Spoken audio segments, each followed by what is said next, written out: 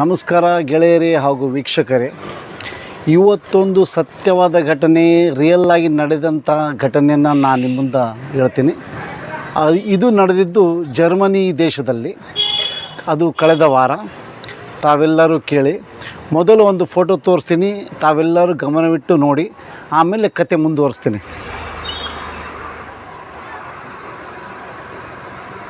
ಸರಿಯಾಗಿ ನೋಡಿ. ನೋಡಿದ್ರಾ? ಇದೇ ಕತೆ. ಏನಪ್ಪ ಅಂದರೆ, ಒಂದು ಮೆಟ್ರೋ ಟ್ರೈನಲ್ಲಿ ಈ ಫೋಟೋ ವೈರಲ್ ಆಗಿಬಿಡ್ತದೆ ಜರ್ಮನಿ ದೇಶ ತುಂಬ. ವೈರಲ್ ಆದ ತಕ್ಷಣ ಎಲ್ಲರಿಗೂ ಕುತೂಹಲ, ಯಾರು ಆ ಹುಡುಗ ಅಂಥೇಳಿ. ಯಾಕಂದರೆ ಆ ಹುಡುಗನ ಪಕ್ಕದಲ್ಲಿ ಕೂತಿರುವ ಹುಡುಗಿ ಹೆಸರು ಮೆಸ್ಸಿ ವಿಲಿಯಮ್ಸ್ ಅಂಥೇಳಿ. ಆಕೆ ಪ್ರಖ್ಯಾತ ನಟಿ. ಅಲ್ಲಿನ ಗೇಮ್ ಆಫ್ ಥ್ರೋನ್ಸ್ ಅಂಥೇಳಿ ಒಂದು ಸೀರೀಸ್ ಬರ್ತದೆ, ಆ ಸೀರೀಸ್ನ ಹೀರೋಯಿನ್ ಆಕೆಗೆ ಜಗತ್ತಿನಾದ್ಯಂತ ಅಭಿಮಾನಿಗಳಿದ್ದಾರೆ. ಆಕಿನ ಜೊತೆ ಒಂದು ಸೆಲ್ಫಿ ತೊಗೊಳ್ಳಿಕ್ಕೆ ಕಾಯ್ತಾ ಇರ್ತಾರೆ.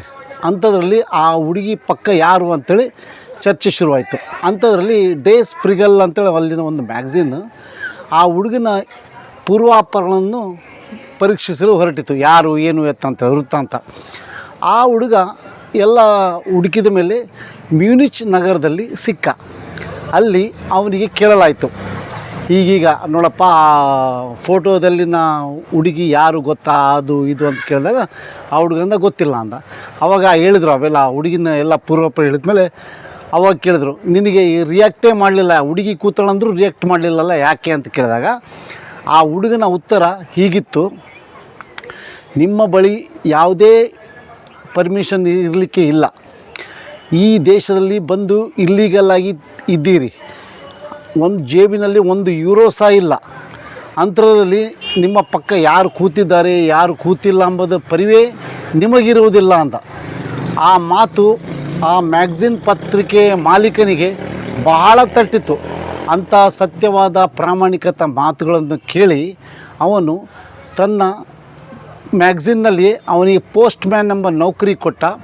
ತಿಂಗಳಿಗೆ €800 ಸಂಬಳವನ್ನು ಫಿಕ್ಸ್ ಮಾಡಿದ. ಇದರಿಂದ ಆ ಹುಡುಗನಿಗೆ ವರ್ಕ್ ಪರ್ಮಿಟ್ ಸಿಕ್ತು, ಹಾಗೆ ಸ್ಟೇ ಪರ್ಮಿಟ್ ಸಹ ಸಿಕ್ಕಿಬಿಡ್ತು. ನೋಡಿದ್ರಾ ಕತೆ ಎಲ್ಲಿಂದ ಎಲ್ಲಿಗೆ ಹೋಯಿತು? ಆ ಹುಡುಗನ ಇಲ್ಲೀಗಲ್ ಎಂಟ್ರಿ, ಆ ದೇಶದಲ್ಲಿ ಇಲ್ಲೀಗಲ್ ಎಂಟ್ರಿ ಹೊಡೆದಿದ್ದ. ಈಗ ಅವತ್ತು ಅವನಿಗೆ ಇರಲಿಕ್ಕೆ ಮತ್ತು ಜಾಬಿಗೆ ಎಲ್ಲದಕ್ಕೂ ವ್ಯವಸ್ಥೆ ಆಗಿಬಿಡ್ತು. ಸತ್ಯ ಪ್ರಾಮಾಣಿಕತೆ ಯಾವತ್ತಿಗೂ ಎಲ್ಲಿಯೂ ನಡೆಯುತ್ತೆ. ಅಟ್ಲೀಸ್ಟ್ ನಿಮಗೆ ಅದು ಲಾಭ ತಂದು ಕೊಡದೇ ಇದ್ದರೂ ಪರವಾಗಿಲ್ಲ, ದೊಡ್ಡ ಲಾಸ್ ಅಂತೂ ಮಾಡೋದಿಲ್ಲ.